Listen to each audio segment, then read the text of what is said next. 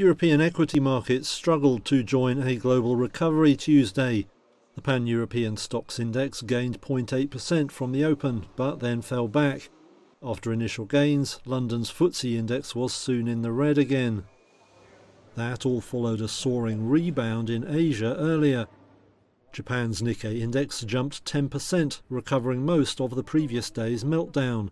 Markets regained their poise after reassurance from officials at the US Federal Reserve, who said they were alive to the dangers of a downturn. Data on the country's service sector also pointed to a recovery. Tuesday then brought hopeful figures for Europe too, with German industrial orders smashing forecasts.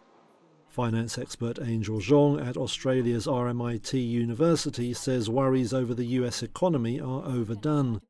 In terms of the labor market, so even though there is a recent rise in unemployment data, but the other labor market indicators are still showing a certain degree of strength. And then in terms of the Fed is expected to potentially cut interest rate. If they do so, that means it will help stimulate the economy and it will avoid a recession. Currency markets also reversed some of the previous day's moves. The dollar pared losses against the Swiss franc, which is often seen as a relative safe haven. But the turmoil may be far from over.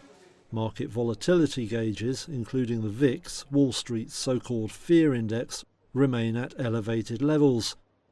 Concerns linger too over the very high valuations for tech stocks after months of gains.